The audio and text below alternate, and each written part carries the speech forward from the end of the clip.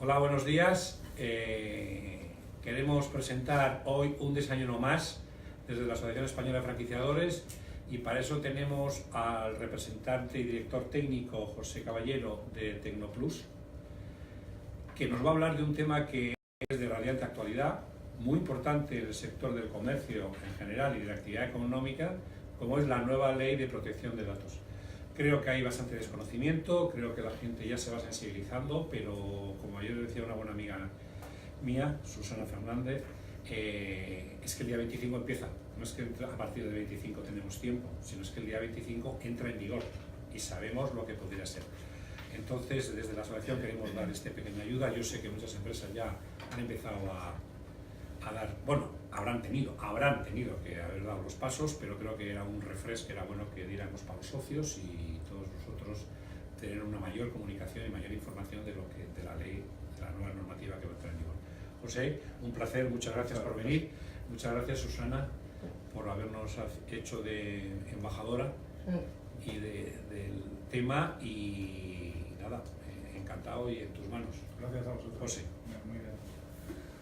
Bueno, pues buenos días y encantado de estar aquí con vosotros y vamos a hacer una presentación, pues vamos a hacer en torno a una hora y lo que sí me gustaría es que pudiéramos determinar exactamente a qué nos enfrentamos, ¿no? Y luego poder acometer con éxito el proyecto de nuestras organizaciones, de adecuarnos al nuevo reglamento, ¿no? Entonces yo creo que vamos a pasar por todas las obligaciones reglamentarias y vamos a resolver todas las dudas de acuerdo con nuestras actividades, ¿no? Que en este caso es bastante importante que lo apliquemos a lo que estamos haciendo, cómo nos estamos desenvolviendo en la actividad económica, ¿no? El contenido de esta jornada pues la hemos estructurado en 10 puntos sobre los que vamos a pasar ligeramente con la profundidad que vosotros también decidáis, pero que engloban todos los procesos de adecuación, evaluación, implantación y que requiere el reglamento. Entonces, por lo tanto, va a ser bastante completo con la profundidad que el tiempo también nos permite. Lo primero que me gustaría contaros, y aunque ya lo he adelantado, que el Reglamento General de Protección de Datos es una reglamentación de transposición directa. Es decir, que mientras que otro tipo de directivas europeas implicaba que los Estados miembros desarrollaran legislación al respecto, en este caso el reglamento se aplica directamente en todos los Estados miembros. Se aprobó en el 2016 y hubo 2 años de demora para que los Estados fueran desarrollando reglamentos, legislaciones, manuales, etc. Y claro, bueno, pues como siempre pasa un poco, lo hemos dejado para el final, en España somos expertos, y el 25 de mayo se aplicará de manera retroactiva en todos los estados. Y con nuestra singularidad también, que como todos sabemos tenemos una ley orgánica en vigor, la 1599, el Real Decreto 1720 de desarrollo, y que es una ley orgánica de alto rango. Entonces vamos a tener que esperar a la aprobación de esa nueva ley orgánica que deroga la anterior y que en estos momentos está en el Congreso de los Diputados en los procesos de subsanación de enmiendas y demás, 3 demoras en el proceso, el último en marzo, 200 enmiendas sobre la ley, yo creo que como muy pronto, finales del 2018, principios del 2019, para que esté esa ley en vigor, ¿no? Entonces vamos a tener que convivir con la 1599 y el Real Decreto 1720 y tendremos que convivir también con el reglamento. Teniendo esto en cuenta, estos conflictos jurídicos de alguna forma, pues hemos hilado entre todos, entre la Agencia Española de Protección de Datos y también de todas las consultoras y prestadores de servicio que estamos trabajando en este entorno, hemos hilado una serie de procedimientos que creemos que permiten cohabitar con esa legislación, ¿vale? Entonces, es posible que en unos meses tengamos que hacer ciertas modificaciones, ¿vale? Es decir, que tampoco estamos sobre terreno seguro, ¿vale? Lo que sí establece, fijaros que el reglamento, y ya lo estamos aplicando así, es un principio de diseño y por defecto.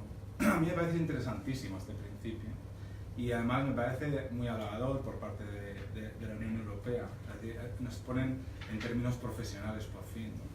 Mientras que la ley antigua, fijaros que nos metía en 3 cajones, yo lo explico así a veces, ¿no? A las organizaciones nos decía, ¿cuál es vuestra tipología de datos que tratáis? ¿Cómo son vuestros ficheros, ¿no? Y entonces decíamos de nivel básico, medio y alto. Y dependiendo del nivel de seguridad del fichero, pues establecíamos unas medidas, desarrollábamos, implantábamos unas medidas técnicas y organizativas. ¿Qué ocurría ahí? Pues que ocurría que dentro de ese mismo cajón de nivel básico o medio alto nos podíamos encontrar, tratando datos básicos, nos podemos encontrar un pequeño comerciante y nos podemos encontrar una plataforma en internet. Así de claro. Es decir, también nos podíamos encontrar un gran hospital en nivel alto de seguridad y un pequeño abogado que trabajaba en su despacho, dentro del mismo cajón, con las mismas medidas de seguridad, etc. En este caso, esta orientación desde el diseño y por defecto y orientada al riesgo lo que hace es que analicemos a cada organización en concreto y diseñemos un proceso previamente para tratar y definir cómo se van a tratar los datos en esa organización y vamos a definir qué riesgos asume en su modo de tratamiento. Es un poco complejo desde al principio de entender, pero realmente es muy eficaz. Fijaros que para entenderlo bien tenemos este esquema. Es el círculo de Deming, yo creo que es muy conocido entre todos, ¿no? Está basado en el concepto de calidad, el círculo de mejora, la espiral de mejora. Es decir, ¿qué vamos a tener que crear dentro de nuestra organización? Pues un sistema en el que empecemos a evaluar nuestras actividades de tratamiento, analicemos cuáles son las amenazas, riesgos que a esas actividades de tratamiento se imponen en áreas afectadas por la ley, implantar procedimientos, auditarlos y mejorarlos de manera continua. Es igual que cuando establecemos un sistema ISO, ¿no? O ISO 27000 dentro de nuestra organización, es un sistema de mejora. ¿Vale? Bien, pues vamos a tener que planificar, actuar, ¿no? Chequear o auditar y volver a actuar con ese concepto. ¿Vale? Ese es un poco el concepto de diseño por defecto. Muy bien, la triple visión. A mí esta también me encanta, de no realmente usar una triple visión, porque llevamos mucho tiempo nosotros trabajando y cuando vimos el nuevo dijimos, hombre, ya coincidimos. Es la triple visión, multidisciplinaridad, desde tres entornos. Atacar desde el entorno de la gestión, el entorno jurídico y también el técnico. Al principio pensábamos que la protección de datos solo era de los informáticos, ¿verdad? Y nosotros decíamos, no, los informáticos no saben nada de gestión. De hecho, se meten ahí en sus ordenadores y llevan procesos de gestión puros y duros, ¿no? Había mucho proceso de gestión. Y un entorno jurídico cada vez más potente. Entonces, triple visión. Tenemos que trabajar en tres entornos simultáneos y enfocarlo de esa manera, ¿no? El enfoque de riesgo, como les decía, fundamental. Es un enfoque totalmente distinto. Ya no hay tres niveles de seguridad, sino que vamos a evaluar los riesgos. Vamos a cualificarlos y cuantificarlos. Luego hablaremos un poquito más de eso. Bien rapidito. Registro de actividades de tratamiento. ¿Os acordáis lo de los ficheros? Notificábamos ficheros ante la agencia. Desde el lunes la agencia ha cerrado su departamento de notificaciones. Ha dicho, ya no se notifica más, decía la Unión Europea. ¿Pero dónde vais?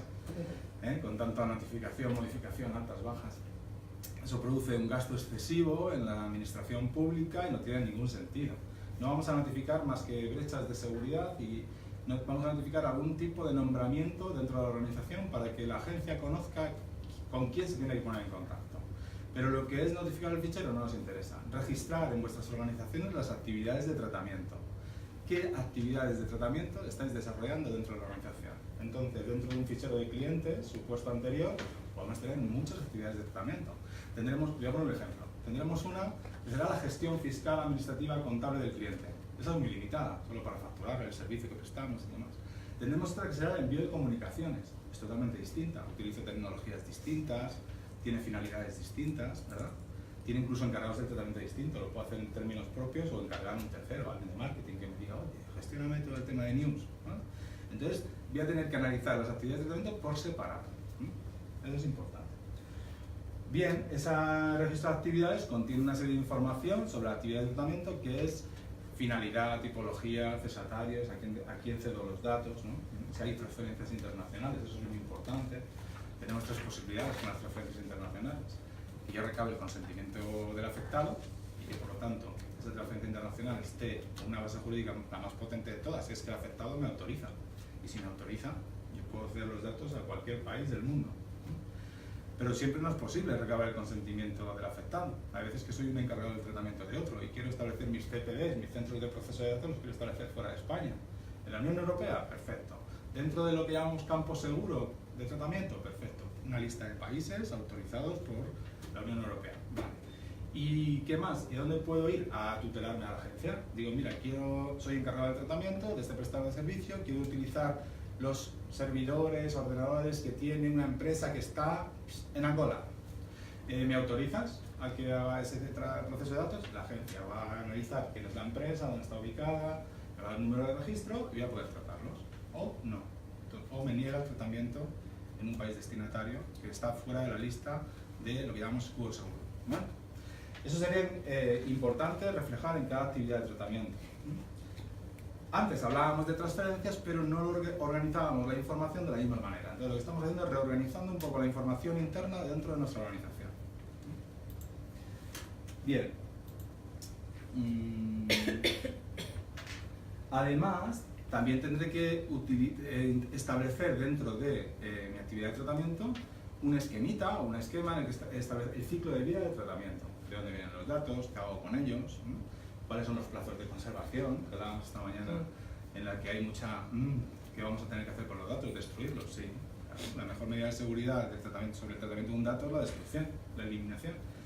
Entonces, si ya no tengo por qué usar esos datos, conservarlos es un riesgo. Destruimos. Entonces, establecer en cada actividad de tratamiento su plazo de conservación.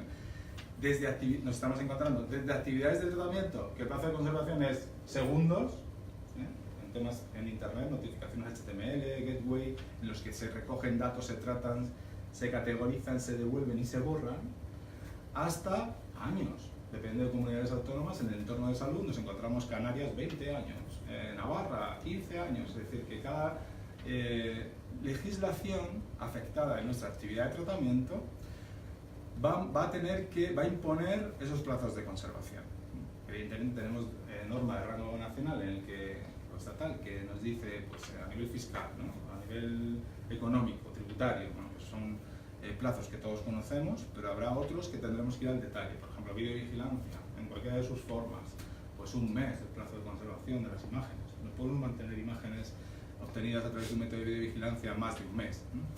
Porque termina la finalidad del tratamiento, que es la observancia de algún tipo de suceso, ¿no? Relacionado con nuestra seguridad perimetral. ¿No? Bien, entonces es importante los plazos de conservación, analizar todo eso. Licitud del tratamiento, nos encanta también. Tenemos que coger esas actividades de tratamiento y establecer una base jurídica. Es decir, ¿por qué puedo tratar yo esos datos? ¿Cuál es la razón jurídica? ¿Qué me incita a mí a tratar los datos del afectado? Tengo que tenerla definida. No puede ser, es que cogí los datos de no, eso se acabó. De una fuente de acceso público, pero esa fuente de acceso público necesita una licitación. ¿Vale? Entonces, vamos a tener que definirla dentro de la actividad de tratamiento y vamos a tener que desarrollar toda la documentación necesaria para demostrar que ese consentimiento o esa base jurídica, que ahora vemos cuáles son, ha sido obtenida y es la que garantiza el tratamiento de nuestra actividad. ¿Vale? Eso es muy importante. Y es donde hay más revuelos, ¿no? Porque decíamos, bueno, pero es que yo estoy tratando datos y hace tanto tiempo que no sé realmente, ¿esto es retroactivo? No, claro que es retroactivo. Tengo que analizar mis actividades y ver qué base jurídica obtuve en el momento oportuno, en la recogida de datos, o si no, realizar acciones para establecer esa base jurídica. Vamos con ellas. El interesado nos dio su consentimiento y este debe ser inequívoco. Vale, los procedimientos de inequivocidad, se dice así, ¿verdad? No pues todos los días empezar a entrenarnos, pero es inequivocidad.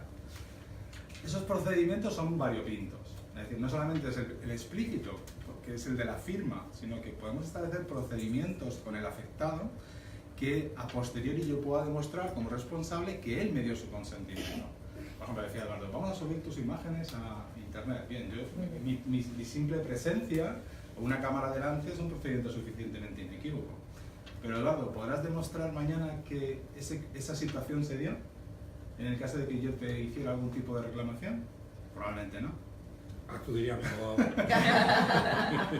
Entonces tendríamos como testigo. Tendremos que recabar un procedimiento que además sea demostrable, que tenga trazabilidad, que podamos almacenarlo y trazarlo, ¿vale? Entonces ahí está un poco la situación, establecer un formato en el que, bueno, pues en mi caso, si estas imágenes van a subirse a la red, pues que podamos demostrar mañana o cuando se produzca algún tipo de ejercicio de derecho por mi parte, es que se me recabó ese consentimiento. ¿vale? En este caso el más sencillo sería el inequívoco explícito, es decir, te firmo un documento en el que me dices qué vas a hacer con mis imágenes, a dónde las vas a ceder y cuál va a ser su plazo de conservación. ¿Qué ocurre cuando lanzamos las imágenes a internet? Que los plazos de conservación... Que se lo digan a los políticos. Hasta ahora pues están difícilmente controlables, ¿vale? Bien, veremos después que aparece un derecho nuevo que está muy relacionado, ¿vale? Bueno, pero no tenemos solamente... Hay algún ejemplo más. Los distintivos de videovigilancia que aparecen en las zonas videovigiladas se consideran procedimientos inequívocos, ¿vale? Yo tengo mis dudas al respecto y seguramente habrá que perfilar ese tipo de procedimientos, porque el otro día comentábamos en un foro, decíamos, ¿y si el afectado es invidente? ¿Vale? Y se acerca a una zona videovigilada, ¿no? Claro. No, pero ha leído el cartel, no lo he leído. Si no está en braille... Entonces nos decía, bueno, aparecerán tokens de información en los accesos, donde habrá braille para que... Bueno, y entonces incluso a nivel sonoros y demás. Bueno, pues habrá que ir perfilando ciertos procedimientos para... ¿Y hasta qué punto puedes autorizar a alguien que te grabe cuando estás en un sitio?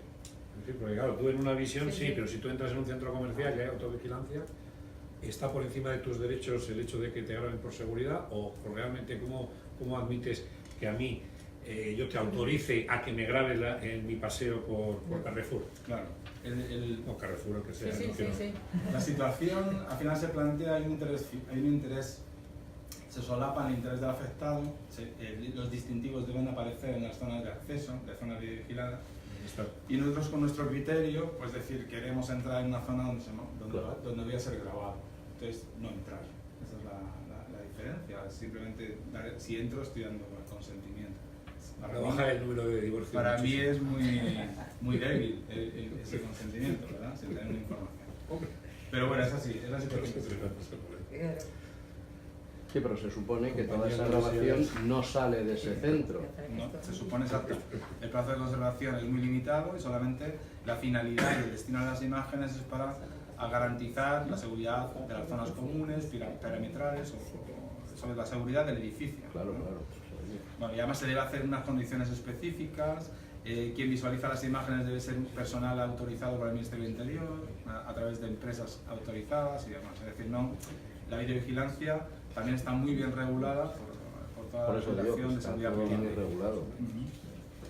Muy bien, pues la siguiente licitud de tratamiento es la ejecución de un contrato. Es muy importante el concepto de la ejecución de un contrato. Evidentemente, si mi afectado me estoy relacionando con él a través de la prestación de un servicio implantado en un contrato o desarrollado a través de un contrato, pues implícitamente tengo una base jurídica suficiente para el tratamiento de sus datos. Lo que ocurre es que está circunscrito a la ejecución de ese contrato, el tratamiento de datos. Nada más. Entonces, si la prestación de servicio conlleva una compraventa de algún tipo de servicio, pues será la facturación. Si quiero ampliar ese campo de actuación para el tratamiento de los datos, debo de acompañarlo de una base jurídica distinta. Entonces, en muchos casos puede ser complementaria con la del consentimiento del afectado. Es decir, y me explico. Puedo tener una relación de prestación de servicio, nuestra consultora, con un cliente y además quiero, como decíamos antes, todos los meses mandarle información sobre nuestra área de actuación. Bueno, pues el cliente, la ejecución del contrato no será suficiente, porque esa me limita solo a la prestación del servicio entre él y yo. Pero si quiero ampliarla a un envío de comunicaciones electrónicas o de una prestación de servicio adyacente, pues tendré que recabar el consentimiento inequívoco para esa nueva situación, ¿no? ¿Se puede hacer en el mismo documento o Claro, conviene hacerlo? no, podríamos hacerlo en el mismo documento. Podríamos ampliar, ¿no? Cada vez que vienes una cosa tienes que tener una autorización. Sí, entonces a no ser que la actividad de tratamiento sea de nueva creación, lo que me impide haberla tenido prevista antes, pero si ya las tengo previsto esas actividades en relación con mi cliente o con cualquier tipo de afectado, recursos humanos, empleados y demás, puedo hacer un entorno muy amplio en el tratamiento, siempre y cuando sea aceptado por el afectado. Bien, tenemos más. El tratamiento es necesario para el cumplimiento de una obligación legal. Es decir, si tenemos una obligación legal que afecta a nuestras organizaciones, pues, y esa obligación legal nos obliga al tratamiento de los datos, pues tendremos que tratarlos, evidentemente. Yo no le puedo decir a Hacienda Pública que no le voy a ceder los datos del IRPF de mis trabajadores de momento. Tengo que hacerlo. Ese tratamiento, esa cesión, pues está bajo el cumplimiento de una obligación. Bueno, y misiones de interés público o ejercicios de poderes públicos. Si un tribunal o un juzgado me pide información referente a mi cartera, trabajadores y demás, pues está en el ejercicio de los poderes públicos. Si un edicto del Ministerio del Interior, de la Policía, me pide unas imágenes, como decíamos antes, pues porque se ha cometido un delito y la policía cree que esa cámara ha podido captar imágenes, pues evidentemente ese tratamiento se debe realizar, ¿no? Bueno, la quinta un poco base jurídica es una base jurídica que nos permite tener un poquito de manga ancha en ese sentido, pero que tenemos que analizarla con delicadeza, ¿vale? Porque es la satisfacción del interés legítimo del responsable en su desarrollo de la actividad. Claro, la persecución de un interés legítimo en el desarrollo de una actividad, o sea, es decir, mi actividad está unida a las acciones que realizo día a día y entonces debo de tratar datos, sí o sí. Para mi entender, o para entender nuestra consultora, esta base jurídica está muy bien pensada para las pequeñas organizaciones y las pequeñas actividades que en nuestro caso, en nuestro país, como sabéis, nuestra pirámide es totalmente, la base de la actividad económica es mucho más ancha y tenemos muchísimos autónomos, pequeñas empresas, etc. Entonces es una base jurídica suficiente para que un autónomo se desenvuelva dentro de su actividad. Estoy desarrollando mi interés legítimo, tengo que facturar mi servicio a una persona física y entonces no tengo que estar recabando. Muchas veces ponemos el ejemplo de un bar, nos tomamos unos cafés, unos desayunos y llegábamos y decimos, ay, me dejé dinero en efectivo, te voy a pagar con tarjeta, y te dice, bueno, pues dame tu DNI, yo voy a comprobarte, y dice el camarero, ¿no? Entonces está tratando los datos, no te va a pedir el consentimiento inequívoco, no hay una ejecución de un contrato tampoco, pero está persiguiendo un interés legítimo que es el cobro de un servicio, ¿verdad? Pues es una base jurídica suficiente. Va a visualizar tus datos, visualización es tratamiento, pero va a tener esa base jurídica, ¿no? Entonces, no significa que el autónomo esté totalmente exento, hay que hacer un pequeño procedimiento, pero prácticamente con el nuevo reglamento están mucho más liberados que el resto de organizaciones, ¿no? Estas serían las bases jurídicas de licitación al tratamiento, ¿vale? El deber informar cambia. ¿Os acordáis antes del consentimiento informado? Le informamos que los datos de carácter personal sujetos a nuestra responsabilidad están tal. Eso lo rompemos porque no sirve. ¿Vale? Oye, hombre, ahora que nos empezamos a familiarizar. No, nos hemos encontrado diferentes tipos, que hablabais antes del tema de la regularización de la ley 1599. Teníamos muchas anécdotas, nos encontrábamos clientes que decían, ¿ya ha implantado usted el consentimiento inequívoco? Que decía, sí, claro, mira, y nos traía un documento y ponía, le informamos que los datos de carácter personal se incorporan en un fichero bajo nuestra responsabilidad. El Banco Santander, entonces había copiado, ¿no?, la coletilla de un tercero. Pero esa coletilla, perdón, no vale ya para nada. Bueno, es una coletilla que hay que modificar, al menos. Es decir, ese consentimiento informado ya no vale, lo tenemos que sustituir por el inequívoco, y ahora lo que sí aparece es el deber de informar. Debemos de informar al afectado, a la misma vez que le recabamos el consentimiento o tenemos alguna base jurídica, ese deber de informar es complementario. Y el deber de informar se amplía, es mucho más amplio. No significa que la coletilla sea más grande, porque la vamos a hacer en dos capas, la información. Tenemos una información básica y una información adicional. La información adicional tenemos que decidir un repositorio de la misma, puede ser una página web o la sede principal de la actividad que realizamos, y la información básica va a ser quién es el responsable, las categorías de cesatarios, para nosotros es interesante que aparezcan, si hay un delegado en protección de datos, quién es el delegado, y luego todo lo que es garantías de derechos, acceso, rectificación, cancelación, oposición, revocación, ahora hay también portabilidad, derecho al olvido, todas esas garantías de derechos, el ejercicio, todos los encargados de tratamiento, información de las subcontrataciones, información de los delegados en protección de datos, deben estar de manera ampliada, os digo, en algún tipo de documento que complemente al básico. Le llamamos información adicional. Una página web nos parece bien, siempre y cuando queramos hacerla público y que no sea solo para los afectados, sino pues tendremos que utilizar otros métodos, ¿no? En la información básica tiene que aparecer dónde está depositada la información adicional, ¿no?, para que el afectado pueda en cualquier momento pues acceder a ella. Muy importante, encargados del tratamiento, o sea, prestar el servicio que conlleva el tratamiento de mis datos y sus subcontrataciones, que ahora hablaremos de eso. Esto me lo salto. Relación responsable encargado del tratamiento. Es una relación que siempre existe en la 1599, estaba regulada, y que es el responsable, en el uso de su capacidad, puede contratar prestadores de servicio que traten parte de la actividad de tratamiento. O sea, todos tenemos prestadores en las que decidimos. De hecho, fijaros, el responsable es la figura que decide sobre la finalidad del tratamiento y en muchos casos no la realiza en términos propios. Muchas veces las empresas, las organizaciones no diseñamos una actividad de tratamiento y se la cedemos a realizar a un tercero. Por ejemplo, tenemos clientes que son cadenas de cines y tienen un tercero, una empresa, una prestada de servicio en el entorno del marketing, que es la que les realiza todas las tarjetas promocionales y demás. Y realmente la compañía no conoce los datos de los clientes, solo tiene estadísticas, tiene estadísticas de retorno, de qué películas prefieren ver, no sé qué, los puntos, la fidelización, las palomitas que les dan, tal, lo lleva la empresa de marketing. Pero realmente, ¿quién es el responsable de todos esos datos? La cadena de cines. Decidió sobre la finalidad y buscó un encargado del tratamiento. Y aquí entra mucho en juego franquiciador-franquiciado. ¿Vale? Ese es el concepto que tenemos que analizar. Es decir, el franquiciador cede know-how a la franquicia, pero ¿de quiénes son los datos? ¿Quién realmente es el poseedor de los datos? Dice, bueno, hay franquiciadores que dicen, los datos son míos. Hay franquiciados que dicen, no, son míos. Eso se establecerá en el contrato.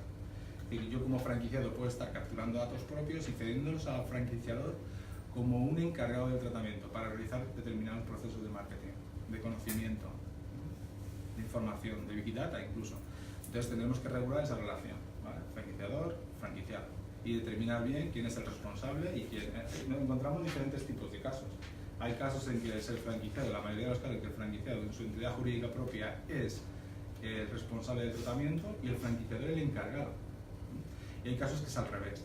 Es decir, que el franquiciado actúa más como un agente comercial de intermediación en la prestación del servicio y es el franquiciador el que presta realmente el servicio directo. Entonces eso hay que analizarlo en cada situación, ¿vale? Y establecer las normas jurídicas relativas a esa situación, ¿vale? La relación responsable-encargado en el nuevo reglamento es la que ha originado tanto revuelo con este reglamento, ¿vale? Mientras que no existió en el 1599, en la ley orgánica, todo el mundo, nadie sabía ni de qué iba un poco la cosa. En este ha sido esa relación. Porque dice el reglamento que el responsable actúe con diligencia y que elija a su encargado del tratamiento evaluándole y licitándole. Es decir, que el encargado del tratamiento establezca las medidas de seguridad apropiadas, adecue al reglamento y que garantice que la actividad que le voy a ceder va a estar dentro del mismo ámbito de protección. Y eso debe estar garantizado, no solamente firmado. Era lo que pasaba antes, hacíamos un contrato y decíamos, sí, he implantado medidas y demás. Ahora tengo que evaluar a mi encargado. Entonces, ¿qué ha pasado? Que todos los responsables han hecho boom, le han preguntado a todos sus encargados, ¿qué estáis haciendo para adecuaros a un nuevo reglamento? Porque os tengo que evaluar. Y en el concepto de calidad, si yo no evalúo correctamente a un proveedor, lo tengo que sustituir. Y entonces, estoy evaluando. Y además le pregunto al encargado, ¿y tus subcontrataciones? Que también me las pide el reglamento. Entonces ha producido un efecto expansivo en el que estas hojas de evaluación, 40-50 preguntas al respecto, en el que le decimos al encargado, oye, has hecho esto, tienes actividades de tratamiento, ¿cuáles son las bases jurídicas? ¿Cómo has informado a tu persona? Respóndeme. Y el encargado ha dicho, pero si yo no tengo nada de esto. Entonces se ha producido todo este revuelo, ¿vale? Ese ha sido el gran movimiento, se ha producido por esa acción o por esa consecuencia de la implantación del nuevo reglamento europeo. Vale, importante decir de aquí también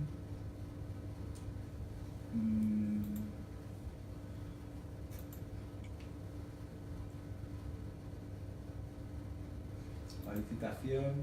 Bueno, importante, certificación. Se habla bastante a través del reglamento, se habla en diferentes artículos 40 y sucesivos, dice que será muy importante el concepto de certificación, ¿no? Que los Estados miembros desarrollen certificaciones al respecto. Ya tenemos una en vigor. Ya podemos crear un código de conducta. Es muy interesante. De hecho, nuestra consultora es experta en ese tema. Entonces, lo que hacemos es, nos dirigimos a la agencia con un proyecto y decimos, este conjunto de organizaciones de carácter homogéneo quiere establecer un código de conducta. Idea. Este franquiciador, con sus franquiciados, quiere establecer un código de conducta. ¿Qué es un código de conducta? Auxilio de calidad. Entonces decimos, este sello de calidad consiste en, y entonces hacemos toda una batería de, ahora veremos qué, medidas, análisis de riesgo concretos, etcétera, para ese tipo de actividad, ¿no? Se supone que el franquiciador está cediendo, bueno, no, está cediendo el conocimiento de los procesos de determinadas actividades que conllevan tratamiento de datos, y por lo tanto las podemos analizar, homogeneizar y lanzarlas en grupo. Entonces puedo generar un sello de calidad en el que todos los franquiciados están adscritos. Lo evalúo, lo implanto, ¿no? Lo adapto y lo reviso anualmente. La agencia nos analiza el proyecto y nos da un número de registro, nos da un número de sello de calidad. Y entonces podemos certificar a terceros que cumplimos con todo el reglamento. Esa es la mejor certificación que podemos en estos momentos tramitar. Es una forma de licitarnos ante otros, ¿verdad? Si yo tengo un sello de calidad autorizado por la Agencia de Protección de Datos, estoy cumpliendo con la legislación. Siempre hay un tercero que no es ni la agencia ni el que mantiene ese código, que lo evalúa de manera objetiva y que lo audita, ¿vale? Es decir, que al final, si no se cumplen las medidas implantadas en el código, pues se le puede expulsar o eliminar ese código, ¿no? Quitar en la auditoría. Entonces, por lo tanto, ese sistema permite certificar ante terceros, ¿no? Bien, si no podemos adscribirnos a un código de conducta porque no formamos parte de un grupo homogéneo y demás, pues tendré que certificarme a través de las certificaciones posibles que ahora me puedo encontrar. ¿Tenemos alguna específica en protección de datos GPDR? No, no tenemos ahora mismo, pero se generará seguramente con el tiempo. ¿Qué podemos? Tenemos las privadas, las consultoras privadas, podemos emitir certificados, evidentemente. Si nosotros hemos auditado, analizado que todos los procesos implantados son correctos, pues emitimos un certificado válido ante terceros, mientras que no haya otro distinto oficial que lo sustituya, es válido. ISO 27000 también es posible, es decir, podemos, que es Sistema de Gestión de la Seguridad de la Información, ¿no? ISO 27001, ahí podemos trabajar en ese entorno, podemos decir, no cubre toda la norma jurídica, no cubre todo, pero, hombre, me puedo hacer destacar, ¿no? Con respeto y certificar al tercero. Ese sería el concepto de... Una pregunta, José. Sí. En el tema de ese sello de calidad, por ejemplo, pensando lógicamente en una cadena de franquicias, tendría que ser sometido a esa supervisión toda la cadena de la franquicia, es decir, la central franquiciadora, y luego verificar que cada franquiciado Exacto. asume y desarrolla todo el proceso Exacto. de protección de datos exactamente igual y con la misma calidad Eso que la es. central franquiciadora, ¿no? Eso es. Tendría que hacerlo todo. Tendría que ¿Podría darse el caso de que estuvieran unos sí y otros no? Exacto, sí, podría ser. Se podría dar el caso. Pero eso no Sí. obstaría a que la central sí tuviera su sello de calidad. Claro, el sello de calidad está, de alguna manera se lo promovería la central, ¿no? Sí. Lo promovería la central y evidentemente podría adscribirse la mayoría de los franquiciados. Sería un poco complicado que no estuvieran todos, Bueno, ya. ¿verdad? Pero lo suyo es que estuvieran todos y que al final ese sello lo tuvieran. Al final son entidades jurídicas distintas y por lo tanto las certificaciones recaen sobre la entidad jurídica en cuestión. Entonces sí, lo suyo sería que todos tuvieran su sello de calidad, hubieran pasado la auditoría favorablemente. Pero entiendo que luego esa auditoría de cara a costes, que sabemos que Sí. todo esto, ¿no? Y que son las empresas, luego al final siempre nos importa, ¿no? Que va a costar todo esto. Claro. Entiendo que cuando tú presentas, por ejemplo, un proyecto de estos para certificar, no será lo mismo certificar a una empresa sola, Claro, que claro. lógicamente no, porque el procedimiento es el mismo y solamente hay que verificar que cada franquiciado sigue las instrucciones de la central, ¿no? Claro, exactamente. Va a depender también pues, del número de franquiciados, es decir, Claro. o sea, son proyectos ya que se hacen Específico, a medida, vale, vale. Estupendo. Ujú. Bueno, sí, esa es un poco la situación. Ese es un poco el camino que tendríamos también. Ahí también caben asociaciones empresariales, siempre y cuando sean de carácter homogéneo. Porque si tenemos Claro. heterogéneas, una asociación empresarial multidisciplinar o de pues es imposible. No se acepta el código de conducta, se rechaza. Entonces, pues colegios profesionales sí. Nosotros estamos ahora trabajando en el de Graduados Sociales de Madrid y vamos a empezar con el Colegio de Alcalá de Henares, de Abogados de Alcalá de Henares. Estamos cerrando esos dos códigos de conducta, ¿vale? Estamos en el planeo principal, inicial, ¿no? Pero es interesante porque al final pues genera esa posible certificación de cara al tercero. Es un poco en lo que nos podemos mover. Vale, es muy importante el inventario de tratamiento a terceros, aunque ya la 1599 ya la recogía, pero la verdad es que no se ha llevado mucho a cabo. Es decir, cuando actuamos como encargados del tratamiento de otros, cuando tratamos datos de otros en nuestra prestación de servicio, nuestro negocio supone ese tratamiento a terceros, pues es muy importante que no solamente digamos, es que el inventario son mis clientes, no, es que el inventario de tratamiento a terceros conlleva una serie de datos sobre qué tipología de datos trato, cuáles son las actividades de tratamiento que he depositado en mi organización, para poder un poco establecer diferentes tipos de medidas de seguridad sobre las mismas, que al final son los que me van a permitir certificar a los responsables que estoy tratando los datos convenientemente, ¿no? Relación responsable-encargado, un poco para que nos ubiquéis. Entonces, el reglamento vuelve a insistir en el inventario de tratamiento a terceros como una herramienta de control de los tratamientos cedidos por otras organizaciones, para que evaluemos los riesgos que supone un tratamiento fuera de la ubicación del responsable,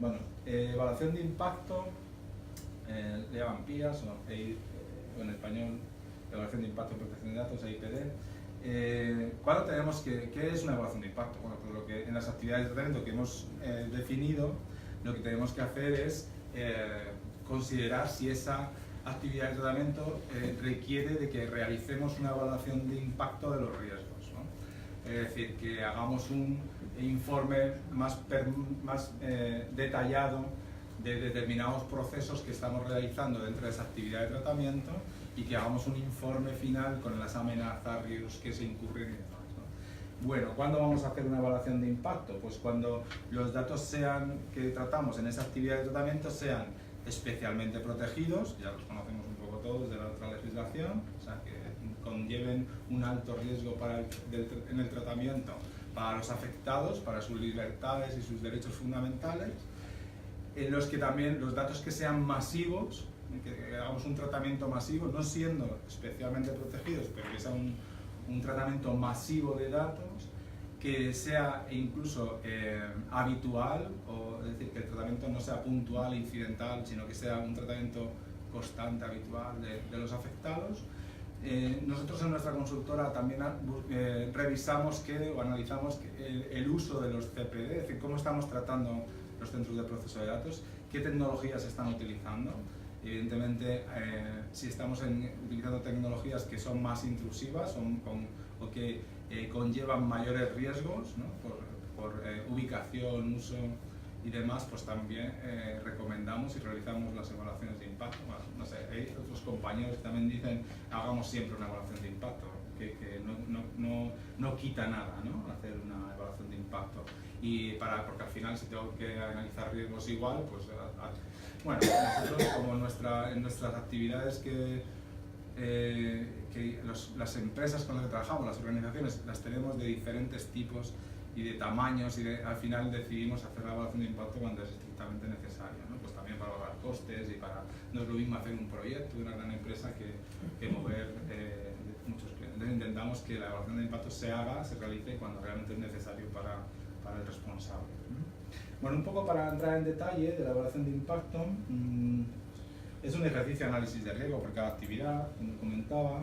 Es una descripción sistemática de la actividad de tratamiento, evaluación de necesidad, proporcionalidad del tratamiento, es decir, hablamos mucho durante el reglamento de la minimización del tratamiento, es decir, tratar los datos necesarios para desarrollar la actividad, no ser excesivos, ¿no? Un control también de la calidad del dato, es decir, que tengamos los datos actualizados, que sean de calidad, ¿no? Que hagamos procesos de renovación, de saneo del dato, ¿no? Que muchas veces las empresas acumulan, ¿no? Las organizaciones.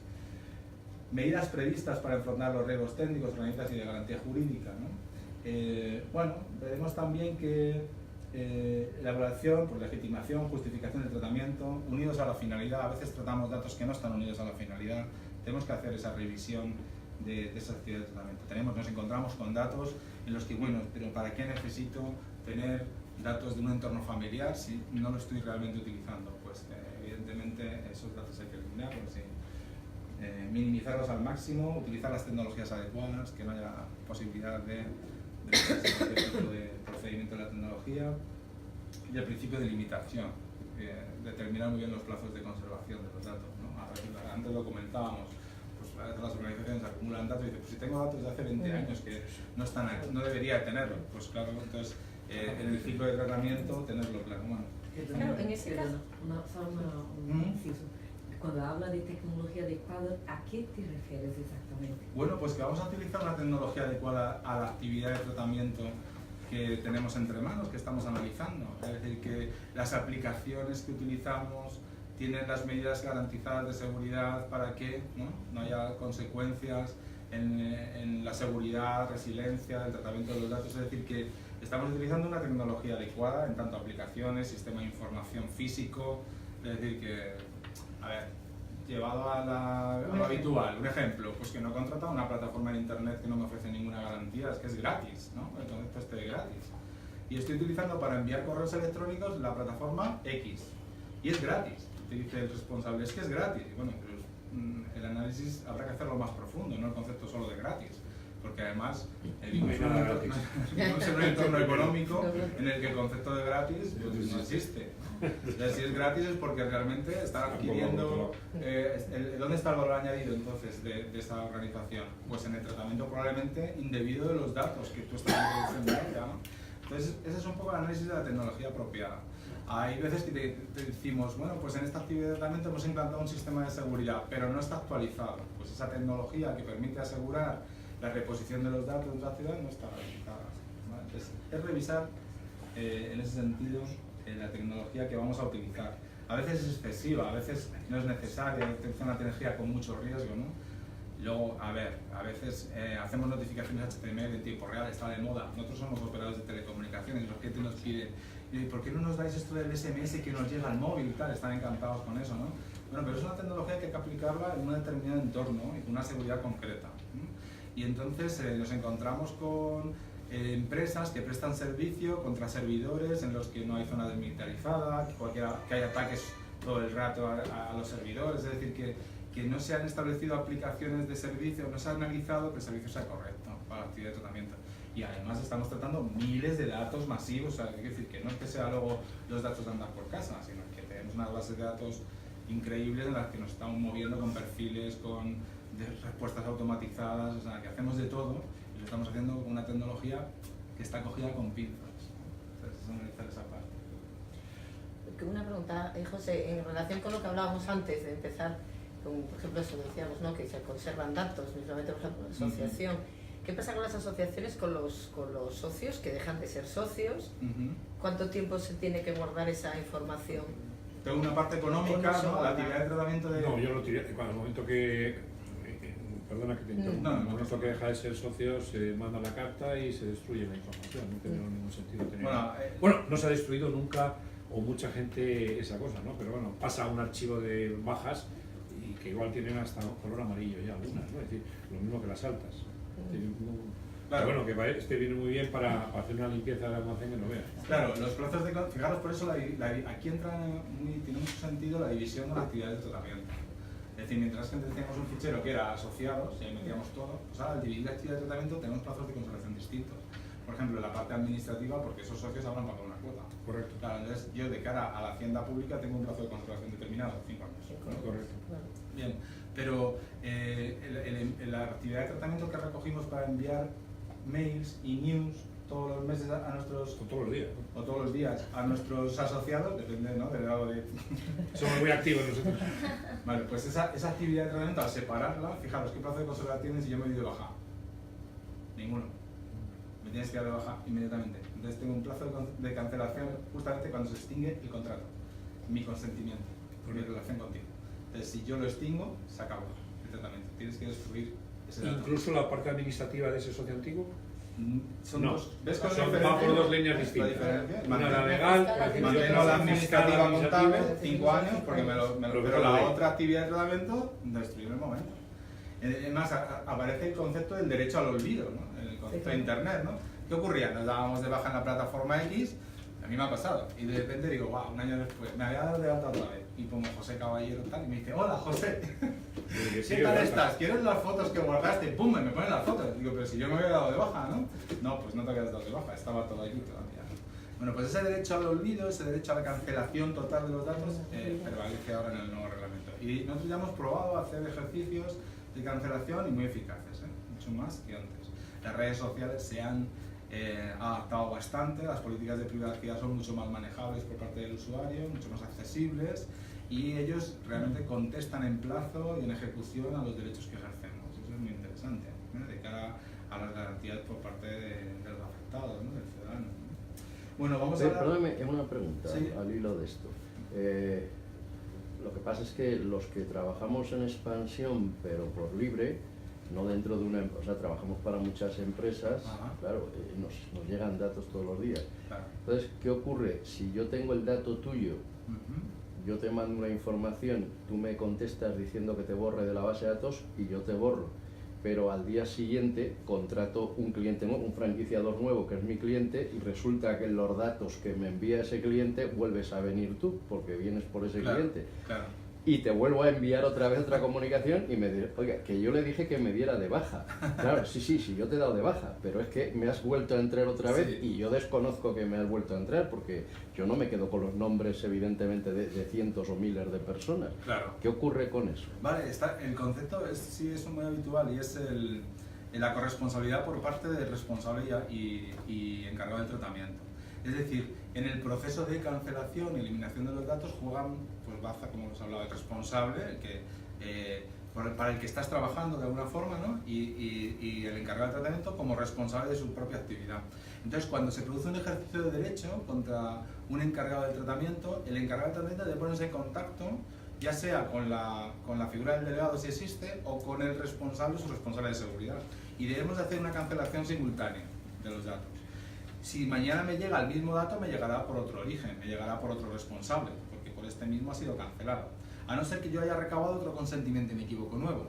Puede pasar que yo haya revocado mi consentimiento al responsable 1 y al año siguiente diga, te lo quiero volver a dar, y te puede volver a llegar, pero viene con una base jurídica determinada. Claro, pero el caso que yo te pongo es que yo tengo tu dato porque me ha venido por un cliente mío, y ahora lo vuelvo a tener, después de haberte cliente. eliminado, lo vuelvo a tener porque me viene por otro cliente diferente al que tú no has eliminado el dato, a ese cliente. Pero me vuelve a llegar a mí. Me va a llegar, pero tú en esos términos de cliente tendrás que informarle al afectado, tendrás que decirle, yo me pongo en contacto contigo en términos de esta relación, con este cliente.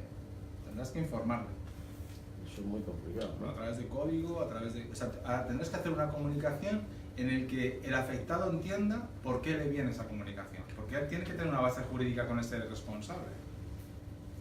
Tú, la relación contractual. Es decir, tienes un contrato con el responsable, pero el afectado tiene que haber dado un consentimiento a ese responsable y conocerte. ¿No? Ese es el... En nuestro caso, yo recibo cientos todos los días de solicitudes de información, de gente que me pide información y me da sus datos, como nos pasará a ti con tus clientes, a los, Vale, a pues los que entiendo tenemos franquicias. que sois una plataforma Entonces, en la que el franquiciador, ¿no?, se registra y en ese momento y en el que el afectado puede pedir información, Sí. puede hacer peticiones de exacto, información. a través de portales normalmente Genial. franquiciados, de la propia web. De la, Genial, de- pues yo tendré que regalar con este afectado un consentimiento inequívoco. Y los procedimientos de inequivocidad no tienen por qué ser la firma. Por ejemplo, a través de Internet utilizamos el procedimiento de recojo datos, pasa pantalla, un captcha, ¿no? O una operación matemática, ¿vale? Siguiente, información, el deber de informar, ampliado, acepto, y ¿qué más? Una comprobación de que realmente el usuario es quien dice. Y ahí es donde entra lo del mensajito. En ese momento se produce una notificación HTML del servidor, sale un SMS con un código válido, que lo introducimos en la plantilla y ¡pum! Todos esos metadatos los guardamos en un log que yo puedo demostrar mañana que ese señor me dio el consentimiento. ¿Vale? Ya, Y ahora le he informado de que esa plataforma va a ceder datos a terceros. ¿A quién? Pues a todos los anunciantes, franquiciados y demás. Y entonces ahora el afectado, en conocimiento de eso, empieza a pedir información, peticiones, y con plataforma empiezas a dar información. ¿Vale? ¿Qué hacemos? ¿Ejerce un derecho de revocación de ese consentimiento? El problema es que no lo teníamos, el consentimiento. Entonces no estábamos informando de los cesatarios, ni nada. Que revoco ese permiso. Cada vez que envío información debe haber un procedimiento de revocación, un enlace en el que aquí revoca el consentimiento. Pincho y actualización de base de datos simultánea, en tiempo real. Se le da de baja de la comunicación. Aquí, en la plataforma, y se le comunica al responsable. Será el responsable que tenga que hacer ejecutar la revocación de tratamiento. Que mañana se vuelva a dar de alta a ese usuario, sigo teniendo el metadato, siempre. Siempre me tengo que mover en ese entorno, ¿vale? En plataforma. Claro, pero fíjate que la mayoría de contactos que entran por portales será el portal el que le tome ese consentimiento. Eso es. Porque además el problema de los portales es que además, aunque el dato alguien me lo pida para mí, resulta que en la mayoría de los casos se lo envía a todos. sacan sí. igual, y también me envía a mí datos que piden que van para otros.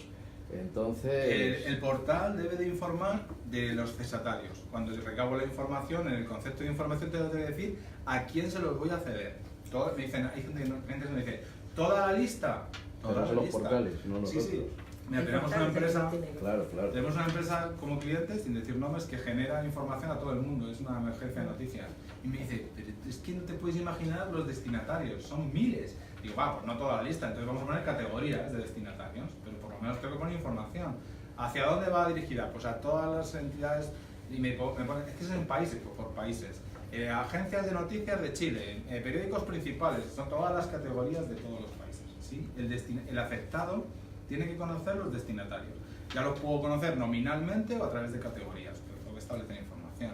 Entonces puedo decir, al recabar el consentimiento en el portal, le puedo decir, y puedo informarle al afectado, voy a cederle todos los datos a todas las empresas franquiciadoras de España, si me quedo en España, y le voy a ir a todo. Estos prestadores de servicio, y aparecerán todos los que trabajen con esos datos.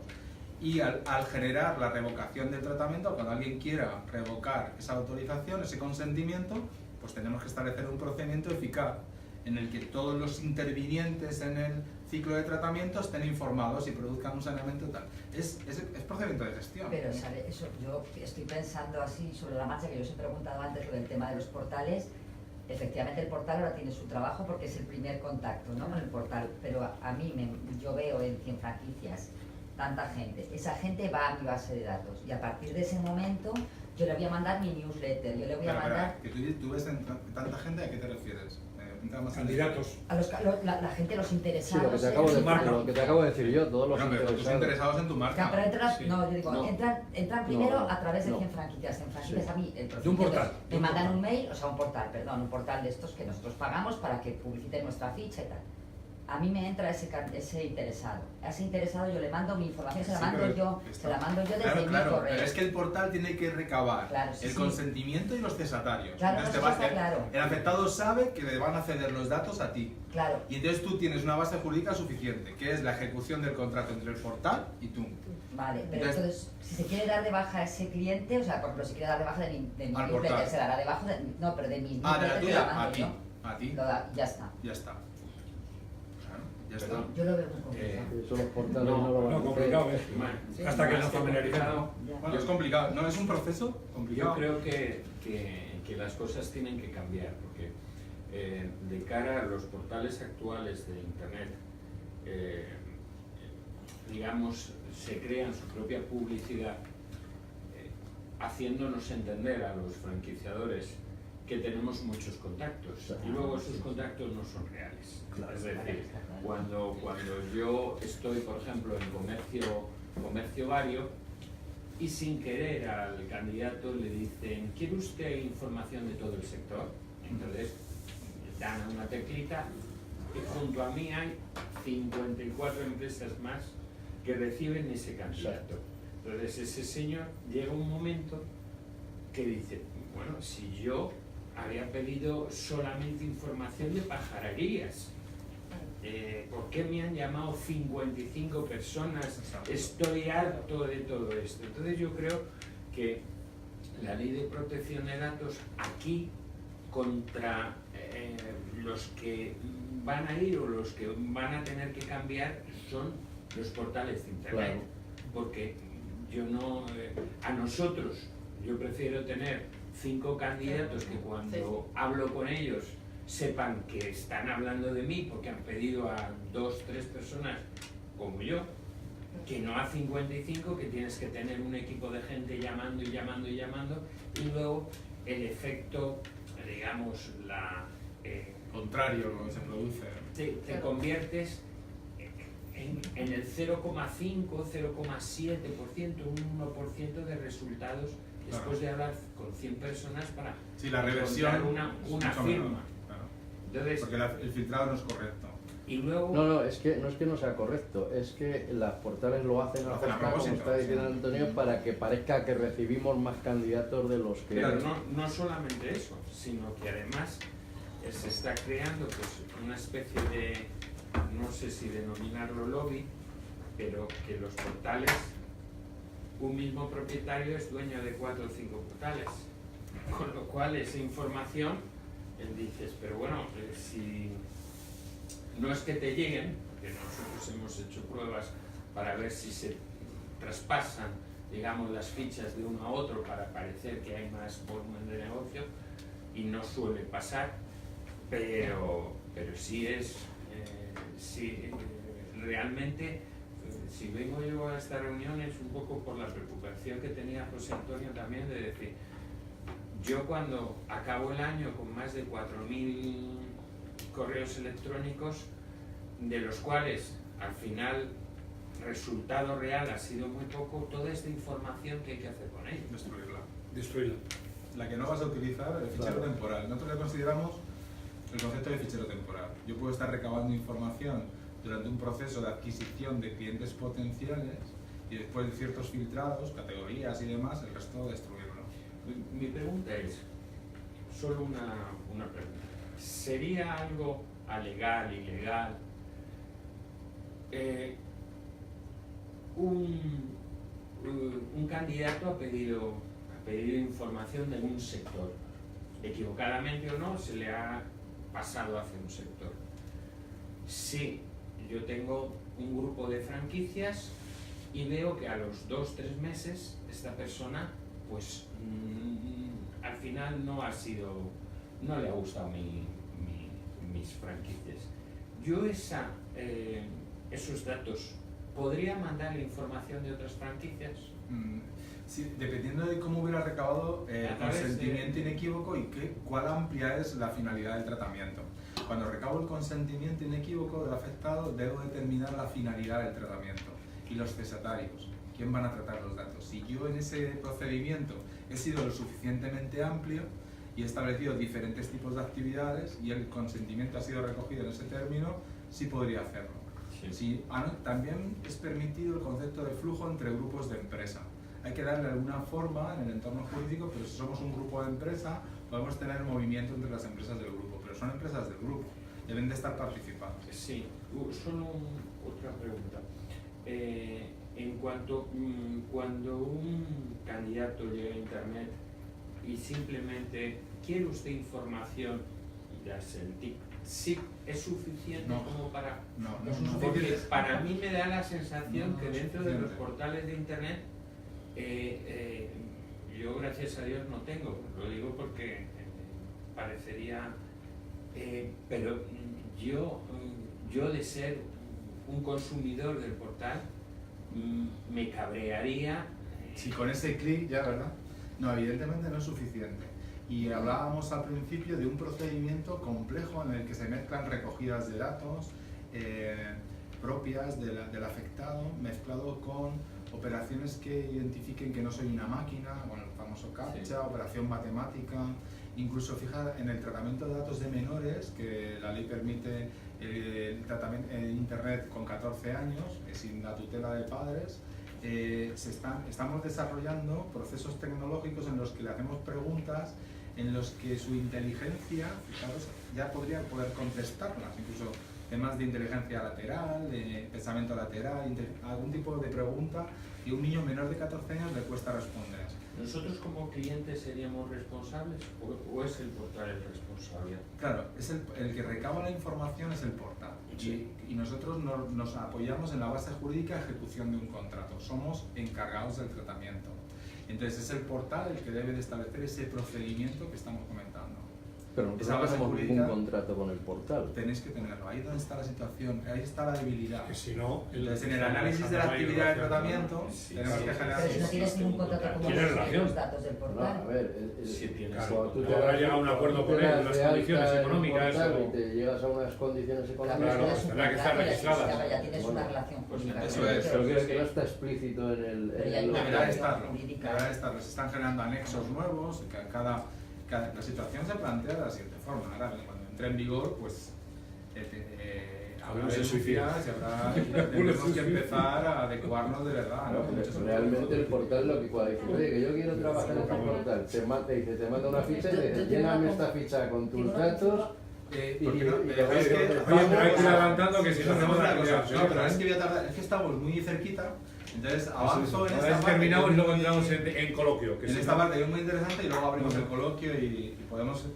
porque fijaros que estábamos dentro de la evaluación de impacto y entonces aparece también, dentro de la evaluación de impacto aparece lo que llamamos RAFI, es todas las personas que intervienen en el proceso, en la actividad de tratamiento, ¿no? El responsable, el accountable, pero también a quién consultamos, cuál es nuestro externo, quién nos está asesorando, ¿no? Y a quién informamos de todo el proceso. Esta tabla, esta matriz de responsabilidad es muy interesante también y aparece en el nuevo reglamento. Después, identificar los riesgos, hacer un análisis de riesgo. Voy a ir muy deprisa, pero fijaros, hacemos un análisis de cada amenaza que recae en nuestra actividad de tratamiento para simplificar y que no os asustéis. Hacemos un análisis cualitativo y cuantitativo. Tenemos que saber qué amenazas se aplican en este tratamiento que estamos realizando. Es decir, pues fíjate, acabas de escribir una muy buena, es decir, tengo base jurídica suficiente para el tratamiento de datos de un tercero, estoy atentando contra la intimidad, los derechos fundamentales del afectado, eso es una amenaza. Entonces, aplicaré un riesgo, haré una cuantificación entre 1 y 16. ¿Por qué utilizamos esta metodología? Porque es la que ha impuesto un poco la agencia a través de sus instrucciones, aunque tenemos otras, tenemos Esquema Nacional de Seguridad, tenemos ISO 27000, pero vamos a utilizar esta para intentar ir todos de la misma mano, ¿no? Y no empezar a hacer análisis muy dispares entre unos y otros. Tener en cuenta que al final yo a un encargado del tratamiento le voy a tener que decir, mira, estas son mis amenazas y mis riesgos y las he cuantificado en esta medida. Y tienes que, al final, establecer medidas suficientes para atenuar ese nivel de riesgo. Entonces vamos por probabilidad de impacto, vamos a puntuar entre 1 y 16 y vamos a aplicar medidas a esa amenaza para que se vayan mitigando con carácter negativo hasta llegar a un riesgo que sea asumible por la organización dentro del protocolo diseñado, que hablábamos al principio, ¿sí? Vale, esto es muy importante y es esa orientación al riesgo que cuando no exista no lo tendremos que evaluar y no tendremos que mitigarlo con medidas. No como antes, básico, medio, alto, 3 cajones en lo que todo el mundo tenía que establecer unas medidas concretas. Y en este caso no. En este caso vamos a evaluar cada riesgo y vamos a mitigarlo con las medidas necesarias. Entonces, el ejemplo que habéis puesto es súper válido y ahora empezaremos a utilizar medidas. ¿Tenemos la base jurídica suficiente? Empezaremos a evaluar. ¿No la tenemos? Venga, vamos a implantar un contrato. Tendremos que ponernos en contacto con el portal, tendremos que evaluar ese contrato es válido, tendremos que... ¿Existe personal interno que pueda sacar datos de la organización? Sí, tendremos que mitigarlo con medidas, funciones y obligaciones, formación. ¿Tendremos un sistema de control, de monitorización de los datos, un envío de esas news? Vamos a aplicar medidas sobre esa aplicación, etcétera, que mitiguen la pérdida de datos, la posible salida no autorizada, es decir, que todas las amenazas descritas estén de alguna forma mitigadas o compensadas con las medidas de seguridad de las 3 índoles, técnicas, jurídicas y organizativas, ¿no? Un poco a grandes rasgos, ¿vale? Esto es quizá lo que más problema está, porque nos era más fácil básico, medio y alto. Es decir, yo tengo una batería de medidas, las aplico y ya está. Al orientarnos al riesgo, pues necesito un cierto grado de especialización, necesito evaluar correctamente esas amenazas. Y hacer esa evaluación cualitativa, si se aplican o no se aplican las medidas, es lo que más controversia está acarreándonos a las organizaciones, ¿no? Y entendemos que con cierta dimensión necesitamos un experto, ¿no? Vale, hay un poco de análisis de riesgo. El concepto del delegado en protección de datos es ese experto que puede ser interno o externo, puede ser una contratación externa, en la que el delegado se notifica ante la Agencia Española de Protección de Datos y tiene desde un código deontológico hasta una serie de cualificación necesaria para hacer todo este trabajo. Analizar la actividad de tratamiento, hacer sus evaluaciones de impacto, evaluar los riesgos, hacer informes al responsable para las adecuaciones en las 3 áreas: gestión, entorno jurídico, revisar documentación, contratos, implantar políticas, implantar procedimientos de inequivocidad, es decir, realizar todos esos procedimientos y aplicar las medidas y después prepararse para una auditoría, estar presente en la auditoría. Sería una pregunta rápida para que no se me olvide del delegado. Cuando ahora nosotros tengamos que cambiar todas las hojas que firma la gente de consentimiento, que nos dan sus datos, hay que incluir también si tenemos un delegado. Sí, eso es. En el deber informar aparece la figura del delegado. Y hay que ponerlo. Sí, hay que ponerlo. Hay que poner quién es el delegado si está notificado. El delegado es una notificación que se hace ante la agencia, mientras que ha quitado el concepto de ficheros, aparece la notificación del delegado. Porque es una garantía para afectados. El delegado es un mediador también. Es decir, antes de que la agencia se ponga en contacto con el responsable directamente, va a ponerse en contacto con el delegado. Le va a pedir información al respecto. Y también los afectados pueden solicitar pues, modificaciones, ejercicio de derechos o cualquier tipo de consulta al delegado antes que al responsable. Y entonces tiene que aparecer la figura legal, en la información básica. ¿Qué más os cuento por aquí? Bueno, el tema de la auditoría está dentro del plan de mejora continua que os que comentábamos al principio, y por lo tanto, si voy a planificar actuar, tendré que chequear, tendré que revisar que todo lo estamos haciendo bien y podré certificar a terceros si la auditoría es positiva, ¿no? Es un certificado de cumplimiento a terceros, ¿no? Bueno, hasta aquí mi presentación. Ya, pues estábamos cerca, entonces yo creo que podemos, si queréis, seguir con la Yo te presentación. quería